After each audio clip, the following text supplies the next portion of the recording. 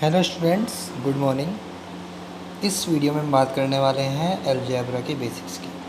तो चलिए शुरू करते हैं। सबसे पहले हम बात करते हैं कि हमारा अलजेब्रा होता क्या है। जैसे हमने एक डेफिनेशन लिखी है अलजेब्रा की, a type of mathematics in which letters and symbols are used to represent numbers. मतलब एक इस टाइप की मैथमेटिक्स होती है अलजेब्रा, जिसमें हम लेटर्स और सिम्बल्स को ऐड करते हैं किसी भी नंबर को रिप्रेजेंट करने के लिए। जैसे कि एग्जाम्पल, जैसे मान लीजिए हमने कहा कि 2+5, आपने क्या किया 7 कह दिया। आपने कहा 8+1, आपने बोल दिया 9। ये तो नंबर्स हुए केवल, लेकिन डेफिनेशन में क्या आ गया है कि लेटर्स और सिंबल्स को जो मिलाकर जो बनती है उसे अलजेब्रा बोलते हैं। जैसे कि अब मैंने कह दिया कि x+7, ये हमारी इक्वेशन है अलजेब्रिक इक्वेशन। अब अलजेब्रिक इक्वेशंस भी हमारी कई टाइप्स की होती हैं, वो पढ़ेंगे हम बाद में। सबसे पहले हम इसके कुछ और बेसिक्स देखते हैं। जैसे कि सबसे पहला हम इसमें टॉपिक पढ़ते हैं वेरिएबल। वेरिएबल क्या होता है? वेरिएबल, जैसे कि नाम से ही पता चल रहा है, वेरिएबल मतलब कोई भी अल्फ़ाबेट, जैसे कि A B C, मतलब अप टू XYZ कुछ भी हो सकता है। तो जितने भी हमारे अल्फ़ाबेट्स होते हैं उसे बोलते हैं वेरिएबल्स। और एक चीज़ होती है हमारी कांस्टेंट। कांस्टेंट होता है मतलब कोई भी नंबर, कोई भी नंबर 1 2 3 4 5 कोई भी नंबर हो सकता है। अब वेरिएबल और कांस्टेंट में अंतर क्या होता है? जैसे कि हमने कोई नंबर कहा 1, भाई 1 तो नंबर 1 है सबके लिए, 2 सबके लिए 2 है, 3 सबके लिए 3 है। लेकिन जब हम XYZ की या ABC की या वेरिएबल की बात करेंगे तो वेरिएबल में क्या होगा? जैसे x की वैल्यू, मैंने कहा कि भाई कोई x की वैल्यू बताओ, एक ने कहा कि x की वैल्यू 2 लो, किसी और से पूछा, उसने कहा कि x की वैल्यू 3 लो।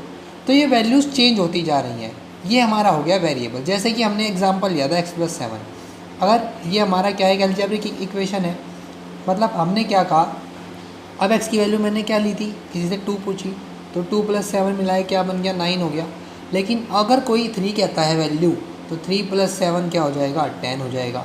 तो वेरिएबल मतलब हमारा क्या होता है, चेंज। लेकिन कांस्टेंट में क्या होता है, हमारी वैल्यू फिक्स होती है। जैसे कि मैंने कोई नंबर 7 लिखा तो आंसर भी क्या है, 7 ही है। ठीक, इसके बाद हम अगली चीज़ पढ़ते हैं, number of terms. Number of terms क्या होती है? अलजेब्रा में नंबर ऑफ़ टर्म्स को हम किसी ना किसी नाम से रिप्रेजेंट करते हैं। जैसे कि अगर हमारी एक टर्म है तो उस नंबर को बोलते हैं मोनोमियल अलजेब्रा में। 2 टर्म अगर है हमारे पास, उसे बोलते हैं हम बाइनोमियल। अगर 3 टर्म है उसे बोलते हैं हम ट्राइनोमियल। इसके बाद भी होती है, लेकिन हमारे कोर्स में फ़िलहाल इतना ही है, मोनोमियल, बाइनोमियल, ट्राइनोमियल। अब मोनोमियल, बाइनोमियल, ट्राइनोमियल टर्म्स होती किस तरह से है? एग्जाम्पल देखिए। जैसे एग्जाम्पल हमने लिखा इसमें, जैसे 2, ये एक मोनोमियल टर्म है। हमने कहा x, ये है, मैंने कहा 3x -2y, कोई भी नंबर इस तरह से लिख दिया तो हम, ये एक टर्म है ना हमारी, ये क्या हो गया, मोनोमियल। अगर मान लीजिए इसके एडिशन में, सब्ट्रैक्शन में हम कुछ डाल देते हैं, जैसे कि मैंने कहा 2 - 3x, ये 2 टर्म हो गई, 1 और 2। ऐसे ही मैंने कह दिया -2y + 6, ये क्या होगा, ये भी हमारी बाइनोमियल टर्म हो गई।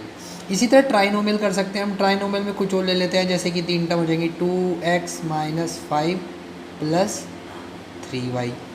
इस तरह से ये हमारी टर्म्स कितनी हो गई, इसे बोलते हैं हम ट्राइनोमियल। इसके बाद अगला टॉपिक पढ़ते हैं हम, इस पर हमारा कोफिशिएंट्स। कोफिशिएंट्स क्या होते हैं?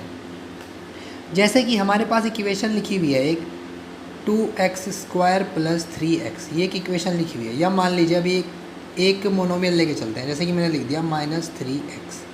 अब मैंने कहा कि इसमें कोफिशिएंट बताओ, तो कोफिशिएंट हमेशा वेरिएबल के मल्टीपल में होता है। जैसे कि वेरिएबल इसमें क्या है, x है, इसके साथ क्या मिला हुआ है नंबर, -3, तो इसका मतलब कोफिशिएंट क्या हो गया, इसका कोफिशिएंट हो गया हमारा -3। जैसे हमने ये नंबर लिया, अब इसमें हम कोफिशिएंट कह रहे हैं। कोफिशिएंट आपसे ये पूछ सकता है कि x² का कोफिशिएंट बताओ या x का बताओ, या ऐसे भी कह सकता है डायरेक्ट कि कोफिशिएंट बताइए इस इक्वेशन में। तो जब इस इक्वेशन में कोफिशिएंट पूछेगा तो आप कह देंगे 2 और 3 है कोफिशिएंट, यहाँ पे 2 है और यहाँ पे 3 है। लेकिन जब कहेगा कि x² का कोफिशिएंट बताओ तो आप कहोगे 2, जब कहोगे x का कोफिशिएंट बताओ तो आप कहोगे क्या, 3। अगर एक इक्वेशन और लेके देखते हैं हम, -2x² - 6x, जैसे कि मैंने ये ले लिया। अब मैंने कहा इसमें x² का कोफिशिएंट बताओ, आप क्या कहोगे, -2। इसमें x का कोफिशिएंट क्या कहोगे, -6। ठीक है। जैसे हमने एक इक्वेशन ली 2x² y z, ये एक इक्वेशन ली, मैंने कहा कि इसमें x² का कोफिशिएंट बताओ। तो x² का कोफिशिएंट का मतलब है x² छोड़ के जितनी भी चीज़ बची हुई है वो सब हमारा क्या है, कोफिशिएंट x² का। तो इसमें हमारा कोफिशिएंट क्या हो गया x² का, coefficient of x² is -2yz। मान लीजिए y का क्या था, तो ऐसे ही हम y को छोड़ के सब लिख देते। तो ये है हमारा कोफिशिएंट। अब इसके बाद बात करते हैं हम डिग्री की। डिग्री क्या होती है? Degree is the highest power of the variable. अगर कोई भी इक्वेशन में हमारी हाईएस्ट पावर दे रखी है उसे हम बोलते हैं डिग्री। जैसे कि मैंने एक इक्वेशन लिखी x+2, अब इसमें वेरिएबल क्या है, x है, इसकी पावर कुछ नहीं है तो 1 है, तो इसका मतलब इसकी डिग्री कितनी हो गई, 1 हो गई। मैंने कहा x² + kx+3, अब इसमें इसकी पावर 1 है, इसकी 2 है, तो इसकी हाईएस्ट पावर 2 है, तो डिग्री कितनी हो गई, 2 हो गई। अगर मैंने कहा x² + y⁵ + 3, इसमें डिग्री कितनी हो गई, डिग्री हो गई इसकी 5। अब इसी तरीके से एक एग्जांपल और दे, जैसे कि हमारा हो गया यहाँ पे x⁵ + 6 + x² yz, मान लीजिए इस तरीके से दे दिया। तो इसमें हमें डिग्री बतानी है। तो यहाँ देखते हैं, सबसे पहले हम 3 है, यहाँ पे 2 दिख रहा है, लेकिन ये भी तो हमारे सब वेरिएबल हैं। हम इनकी पावर 1 मान के इन्हें प्लस कर देंगे सबको, तो 2 3 4, तो डिग्री कितनी हो गई, यहाँ पे भी हमारी 4 हो गई।